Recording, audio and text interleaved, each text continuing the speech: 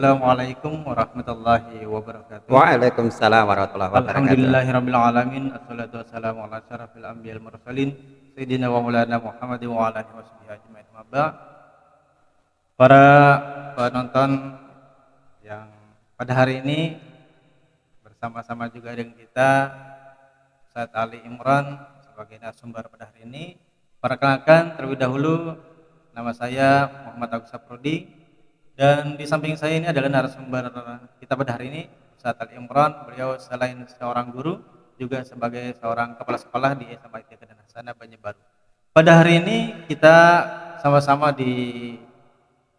mengisi kegiatan Ramadan sebelum tibanya berbuka puasa di podcast Kaden Hasanah Banjarbaru.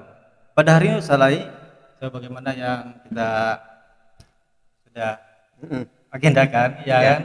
Hari ini kita mungkin bincang-bincang santai, ya kan Ustaz ya? Bincang-bincang santai mengenai apa sih sebenarnya esensi Ramadan itu? Iya. Esensi Ramadan itu sendiri apa sih sebenarnya, Ustaz? Nah, pertanyaan yang serupa sebenarnya kalau kita menyebut Ramadan itu kira-kira apa yang ada di dalam benak kita. Jadi kalau orang sudah masuk bulan Ramadan, kira-kira apa sih yang berkesan dalam bulan Ramadan itu? Itu yang paling penting. Kira-kira menurut Ustadz Agus, kalau kita menyebut Ramadan itu apa yang terbayang pertama kali kita? Yang terbayang kalau Ramadan itu ya puasa, menahan hawa nafsu kita, makan, minum. Ya, ada nggak yang berkesan, misalnya buka puasanya kah atau gimana gitu?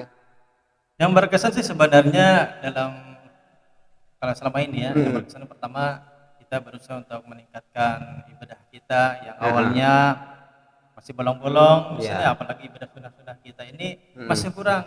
Lalu di ibadah Ramadan, karena ini nilainya, keberkahannya, kemuliaan dan keistimewaan di bulan Ramadan ini sebagaimana yang kita ketahui penuh dengan kemuliaan. Ya, ada orang kalau misalkan melakukan suatu kegiatan itu kan ada misalnya bertemu, misalnya Ustadz Agus ketemu dengan Ulun misalnya, apa sih yang berkesan? Mungkin tata cara bahasanya atau pakaiannya kan gitu kan ada kesan. Jadi seolah-olah kalau kita orang menyebut Ramadan dan kemudian kebiasaan masyarakat kita kaum muslimin itu tatkala ada menjelang bulan Ramadan, ada orang yang kemudian melakukan kegiatan-kegiatan yang dalam rangka untuk menyambut dengan penuh kegembiraan, misalnya ada tarhib Ramadan ataupun apapun namanya. Nah, kita itu akan memberikan sesuatu itu bermakna atau kemudian kita itu akan lanjutkan dengan aktivitas-aktivitas yang terencana kalau ada kesannya. Ya, kalau orang Arab itu memberi nama Ramadan. Nah, Ramadan itu kalau kita lihat dari artinya kan itu artinya membakar ya. Oh iya benar-benar. Ya, membakar. Jadi artinya panas gitu. Panas saya. Jadi Ramadan itu akan membakar semua apa-apa yang ada di sekitarnya. Jadi kalau orang Arab bilang Ramadan itu kan identik dengan panas gitu. Jadi kalau misalnya kita Ramadan itu bulan Ramadan, berarti kita sudah datang bulan Ramadan. Bulan yang dimana kita akan semuanya dosa-dosa kita akan dibakar. Nah, akan dibakar, akan lenyap, akan dilunturkan dengan amalan yang disebut dengan puasa. Nah, Ramadan itu ada amalannya. Amalannya orang sebut puasa. Bulan Ramadan, bulan berpuasa. Jadi dengan berpuasa itu diharapkan kemudian lebur semua dosa-dosa yang kita perbuat dari Ramadan sebelumnya kemudian Ramadan yang kita jalankan itu. Nah, kalau misalkan orang itu misalkan Ustadz Agus, kita tidak tahu berbuat kesalahan. Kemudian orang menjelaskan kepada kita, tahulah pian Ustadz Agus, semalam itu ada kesalahan seperti ini. Tapi saya sudah maafkan. Ayan, sebesar apapun kesalahan yang pian lakukan, saya sudah maafkan. Menurut Ustadz Agus itu menggembirakan atau memang menyakitkan itu? Nah itu. Nah maksud saya itu tatkala kita menyebut Ramadan itu jangan sampai menyakitkan. Kita menganggapnya bulan Ramadan itu membatasi, membatasi wah tidak bisa makan lagi secara teratur 3 kali Iya, sehari benar. kan gitu. Jangan sampai itu yang terbetik di dalam persepsi kita gitu loh. Nah, padahal ada satu perkara yang kita itu sebenarnya bisa mengambil pelajaran yang bermakna dari apa yang terjadi di bulan Ramadan. Ya misalkan coba kita misalnya Ustadz Agus lah, di bulan Ramadan itu orang itu berlomba-lomba untuk jadi dermawan. Iya benar. Iya benar. Iya kan? Orang itu rajin membukakan Oh. puasa kan? Iya benar. Kita tidak pernah nggak kita kesulitan menemukan buka puasa misalnya saya khawatir ini nggak bisa buka puasa ini. Nah, Benar. iya. Kadang-kala seperti ini Ustaz Ali. Iya. Kadang-kala di masyarakat kita ini biasanya kadang-kala Ramadan ini kan identiknya dan puasa.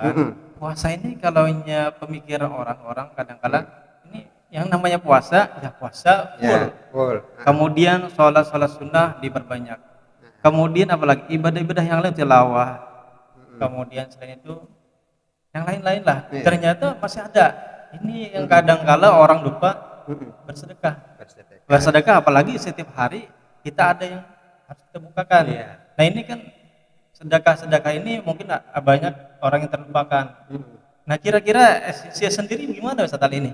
Nah, fakta lainnya lah Ustadz lah, di kampung, Iya, benar. termasuk di kampung-kampung kita itu biasanya di musola, di langgar Iya. itu sudah mulai dibikin jadwal kan, Oh iya ya benar. membukakan puasa Iya, pada benar. hari keberapa Iya, gitu loh. benar, biasanya Nah, seperti ada itu. kan seperti Iya, itu. benar. Dan itu mudah saja orang melakukan. Kan, gitu. Nah itu benar. Kira-kira kalau di luar bulan Ramadan itu mau nggak orang itu melakukan hal seperti itu? Nah, Kadang-kala kalau di kampung-kampung ini orang apalagi di kampung pedesaan itu kan orang solid kan biasa Iya. apalagi orang ketika sebelum Ramadan itu sudah berencana ini tanggal sekian atau misalnya dalam satu hari ini berapa kakak ya membukakan ini dibagi. antusias kan Ya dibagi-bagi kan Ya. setiap hari setiap selama 1 bulan itu terpenuhi Sudah semuanya terpenuhi. berapa orang Ya. biasanya yang hadir di situ dan terpenuhi semuanya antusias luar biasa. Antusias. Nah, masalahnya kok bisa begitu gitu loh. Kenapa di bulan Ramadan ada begitu, di luar bulan Ramadan beda? Nah kenapa itu? Kenapa seperti itu? Nah. Nah, yang pertama memang inilah keunikan bulan Ramadan. Bulan Ramadan itu unik semua orang. Kenapa bisa begitu? Karena memang orang melakukan ini dorongannya iman. Oh benar. Ya ayyuhalladzina amanu. Kan yang Ya. disapa, yang dipanggil, Iya. yang diseru orang beriman kan. Iya benar. Perintahnya kan kutiba Iya. alaikumusyyam kan Iya. gitu. Diwajibkan untuk melaksanakan puasa. Jadi kalau kita lihat dari situ, kalau kita lihat dari sisi ilmu balaghah, para pakar ilmu balaghah itu ya ayuha itu kan panggilan kesayangan. Ya lo jadi sayang. Ya, hai sayang gitu. Panggilan kesayangan. Orang-orang Islam, orang-orang yang beriman diberi peluang dengan panggilan kasih sayangnya oleh Allah Ta'ala untuk berpuasa. Nah, berpuasa itu kemudian kenapa orang itu begitu mudah sekali memberikan berinfak kan gitu, menyediakan buka puasa?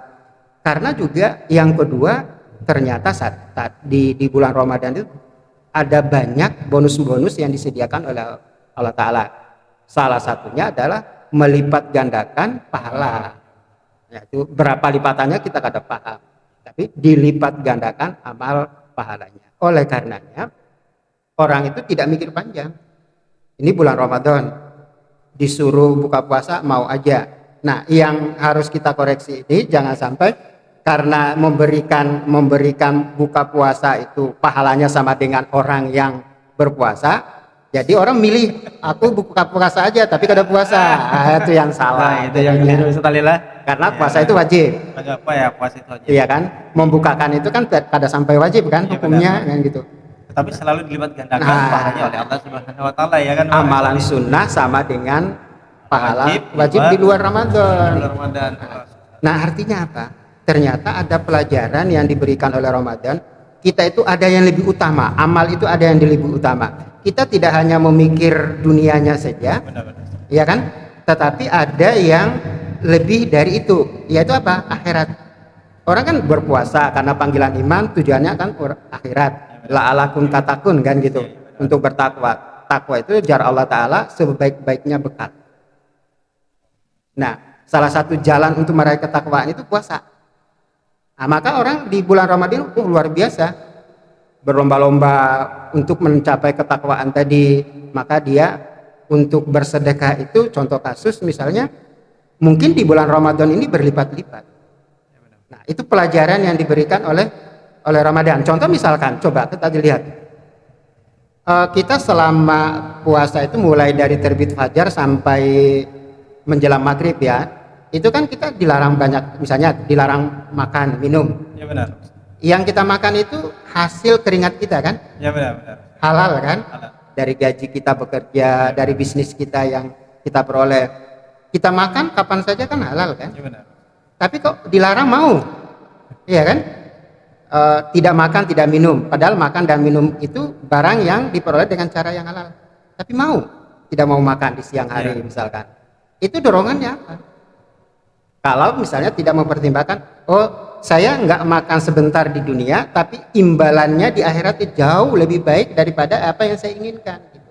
Ya benar. Misalnya kalau mohon maaf, orang yang sudah berkeluarga misalnya, suami istri, suaminya kan halal, Ya benar.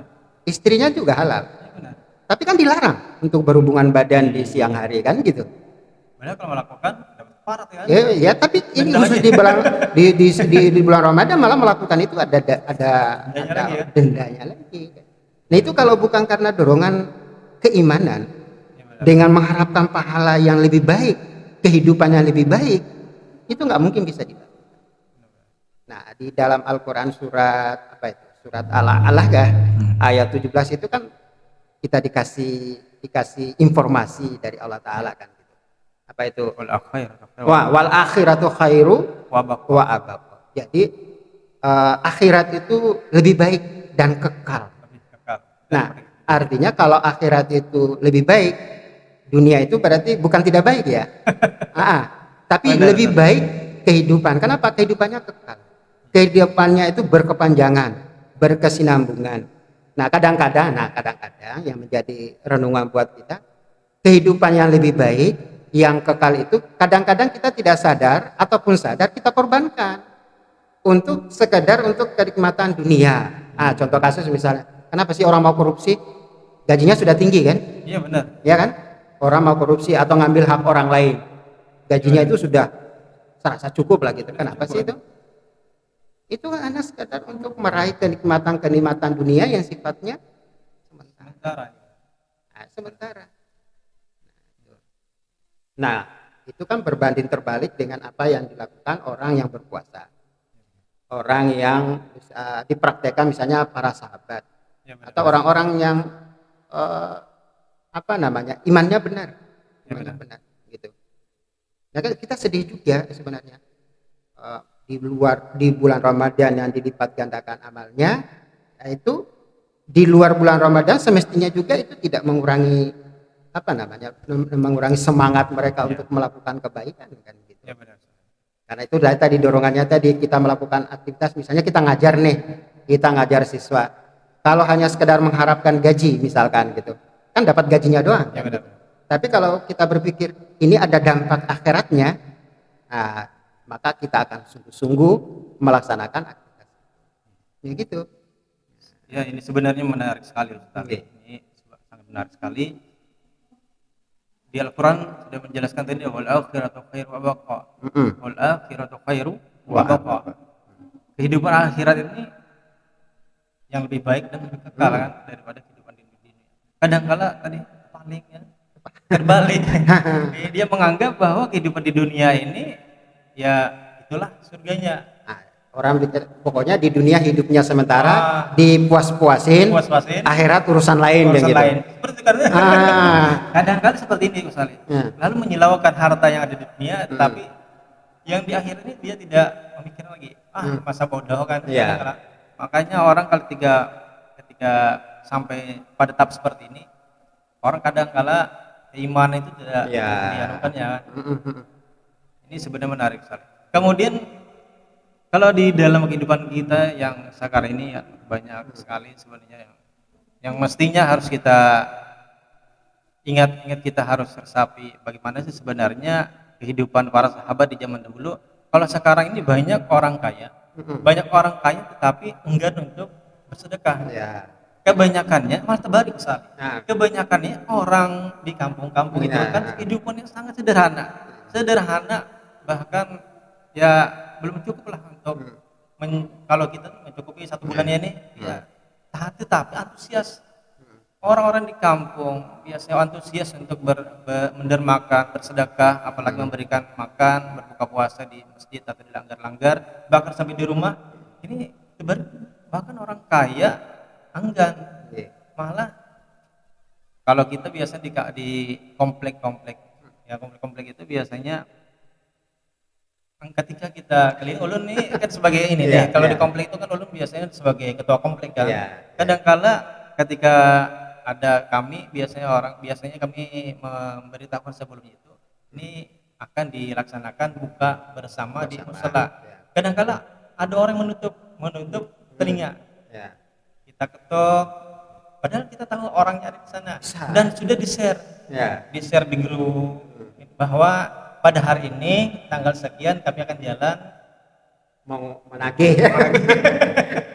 Gigi. Nah, Ya. itu untuk sumbangan-sumbangan untuk buka bersama. Ternyata kadang-kala seperti itu. Responnya. Responnya itu bahkan Nah, menutup telinga sekali. nah, itu berpulang lagi tadi persepsi apa dia memahami uh, wal akhiratu khairu wa Nah, abqa tadi. khair ya. Jadi kehidupan akhirat itu lebih baik daripada di dunia tadi. Benar. Nah, atau misalnya aktivitasnya dia melihat bahwa oh udah pokoknya dunia ini kita kejar semampu-mampu kita, urusan akhirat nanti aja. Padahal hidup di dunia itu kan sementara. Ya benar. Dan dunia ini yang dengan sementara itu akan menunjukkan kayak apa kita di sesudah dunia ini, kehidupan akhirat kita. Kalau di dunia ini kita jalannya benar, proses hidup yang kita jalankan benar, akhiratnya yang hidup berkepanjangan tadi itu akan menjadi baik gitu loh, akan menjadi baik. Nah, kalau misalnya coba bayangkan puasa didasari dengan seruan keimanan, orang melaksanakan puasa itu yang diseru adalah orang yang beriman. Nah, endingnya itu harapannya ada la'alakum tatakun, bertakwa. Nah, kalau misalnya orang itu mendapatkan takwa, orang itu bertakwa, kita bisa lihat dari apa yang sahabat. Kita kasih contoh kasus misalnya kalau kita baca di Sirah itu misalkan perang Tabuk. Perang Tabuk itu dikisahkan perang di masa yang sangat sulit. Makanya disebut dengan perang masa sulit juga. Bayangkan pertama yang mau dilawan itu negara besar, Imperium Romawi saat itu. Yang kedua, saat itu di Madinah itu musim panen kurma. Padahal penghasilan masyarakat Madinah itu ya panen kurma itu. Saat mau panen ada panggilan jihad yang diumumkan oleh Rasulullah bahwa kita mau perang Tabuk. Jaraknya jauh. Oleh karenanya Rasulullah itu tidak menyebut di awal-awal kemana kita. Nah, tetapi dengan masa sulit itu, kemudian istilahnya pekerjaannya mereka masa panen, karena dorongan keimanan dan ketakwaan yang dimiliki oleh para sahabat, itu kemudian mereka tidak mau ketinggalan. Ini kan dorongan takwa tadi. Dan tatkala baginda Rasulullah meminta, ayo kita masing-masing kaum muslimin yang punya kelebihan harta, silakan berinfak untuk memenuhi perlengkapan persenjataan. Kalau disebutkan angka misalnya ada 3.000 atau 30.000 pasukan kaum muslimin yang akan diberangkatkan. Nah, tatkala dia mendengar seperti itu, apa yang dilakukan oleh sahabat-sahabat utama? Misalnya Sayyidina Abu Bakar itu menyerahkan semua hartanya kan, sampai di hadapan di Rasulullah, wahai Rasulullah ini hartaku, diserahkan. Terus ditanya, oh kalau sebanyak ini apa yang kamu tinggalkan terhadap keluargamu wahai Abu Bakar? Apa jawaban Sayyidina Abu Bakar? Aku tinggalkan keluargaku, ya, aku tinggalkan Allah dan Rasulnya. Artinya habis hartanya. Hartanya itu diinfakkan untuk membiayai kebutuhan perang Tabuk tadi. Nah, Sayyidina Umar itu tidak mau ketinggalan juga. Sayyidina Umar tidak mau ketinggalan, menginfakkan setengah hartanya. Demikian Sayyidina Utsman, demikian juga Sayyidina Abdurrahman bin Auf. Kalau Sayyidina Utsman itu sepertiga keperluan perang dibekali oleh Sidin. Kendaraan kan gitu. Satu kendaraan itu 10 orang tadi kendaraan itu. Nah, kira-kira kan kita bertanya, apa sih yang mendorong para sahabat ini kok begitu tidak menghitung-hitung gitu loh. Tatkala ada panggilan, oh ini kita mau berinfak untuk membayar jihad fisabilillah, dikeluarin aja hartanya. Enggak mikir-mikir gitu, para sahabat itu. Atau misalnya kalau kita baca uh, sosok Abdurrahman bin Auf.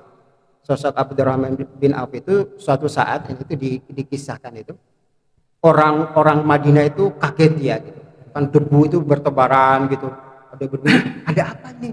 Ada kok pindah rame sekali. Ada debu-debu berteburan di kota Madinah. Tahulah itu. Itu kafilah dagangnya Sayyidina Abdurrahman bin Auf. 700 onta membawa barang hasil dagangannya. Sampai orang terkejut melihat ini ada apa ini, kayak mau perang aja kan gitu loh. Ternyata Sayyidina Abdurrahman bin Auf membawa barang dagangannya. Nah kemudian itu sampai ke Aisyah radhiyallahu anha, ini ada apa nih pindah rame-rame gitu. Itu Abdurrahman bin Auf membawa barang dagangannya. Nah Aisyah radhiyallahu anha itu mengingat gitu, oh iya, baginda Rasul itu pernah mengeluarkan sabdanya dan Sayyidah Aisyah itu mendengarkan bahwa Abdurrahman bin Auf itu masuk surga. Salah satu yang masuk surga, tapi dia masuknya pelan-pelan. Iya benar. Atau dalam redaksi yang lagi itu merangkak. Nah, pesan itu sampai ke telinganya Sayyidina Abdurrahman. Ya, Abdurrahman. Sampai gitu. Dia belum kemana-mana, langsung ketemu Sayyidah Aisyah, memverifikasi istilahnya. Dipadahkan, jujur, saya mendengar baginda Rasulullah, pian ini masuk surga, tapi dengan cara perlahan-lahan. Yang lainnya itu kan kayak meloncat, langsung masuk gitu. Kenapa bisa begitu? Karena barang dagangannya tadi. Apa yang terjadi? Setelah dia mendengar, masuk surga, tapi dengan perlahan-lahan, dengan merangkak. Apa yang dilakukan? Tahu lah pian. 700 onta yang membawa barangnya itu tadi dibagi semuaan. Kada ada yang diambil seorang, kada ada. Dibagi ke masyarakat Madinah pada saat itu. Dan dalam sirah itu dijelaskan tidak ada satu orang pun di Madinah itu tidak merasakan infaknya, sedekahnya Abdurrahman bin Auf. Karena apa? Sepertiga orang kota Madinah diajak bersirkah, berdagang, sepertiganya dibayari hutangnya, sepertiganya lagi diberikan infak. Nah, itu apa yang dilakukan oleh orang-orang kaya. Tadi kita kan bilang, kaum muslimin itu tidak mesti kaya. Kalau orang muslim kaya kayak gitu, semuanya hartanya itu diinfakkan di jalan Allah. Nah ini kan pertanyaannya, ini apa yang membuat mereka seperti ini kan gitu. Kalau sekarang mungkin ya hitung-hitunglah, kita usaha sendiri kan gitu.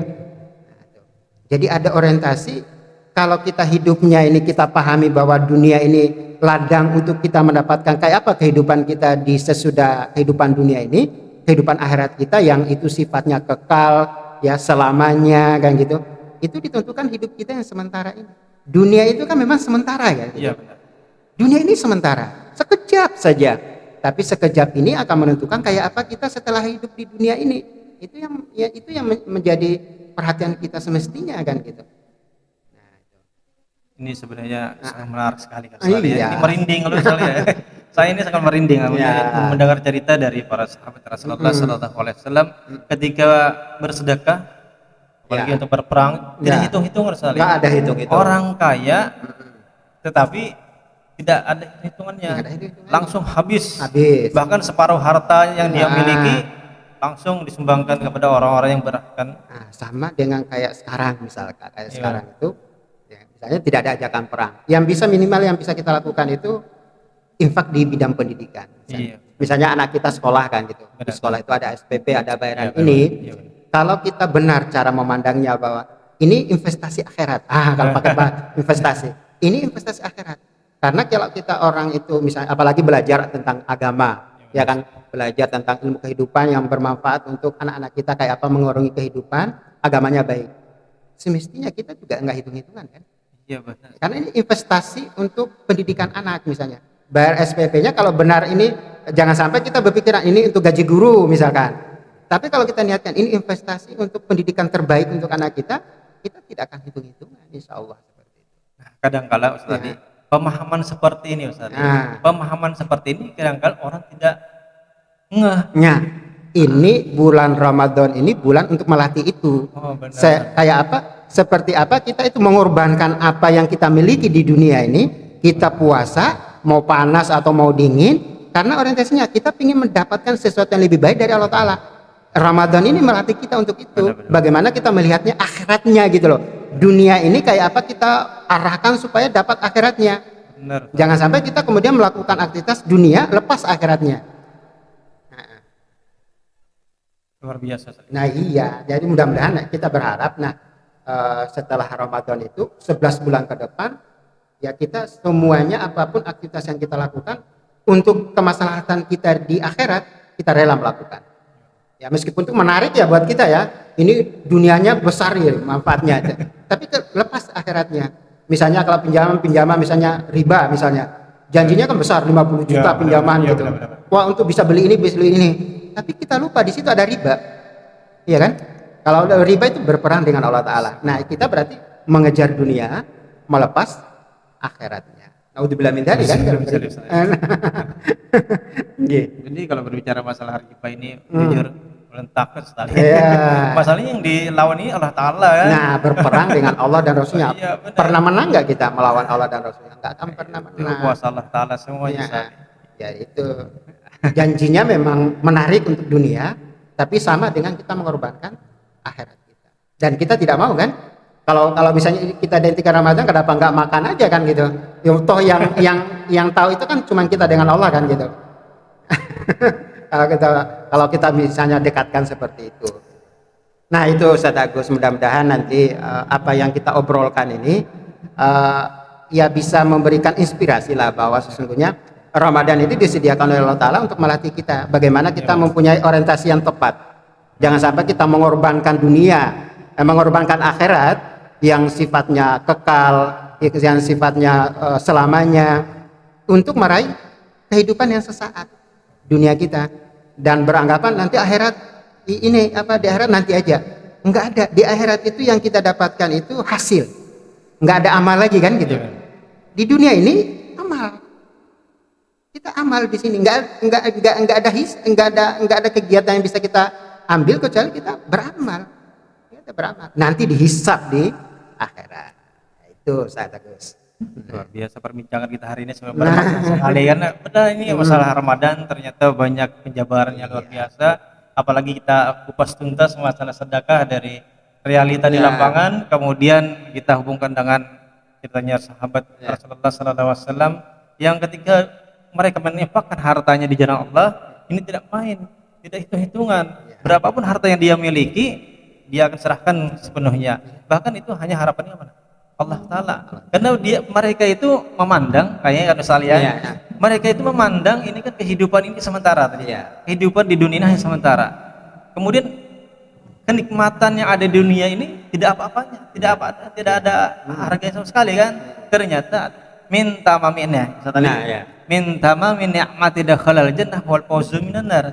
Nah, ini kata kuncinya kan semuanya. Minta mamin ni'mati dakhalal jannah minta mamin ni'mati dakhalal jannah wal fawzu minan nar. Ternyata nikmat yang paling sempurna itu adalah dimasukkan ke dalam surganya Allah Ta'ala dan dijauhkan daripada api neraka. Luar biasa.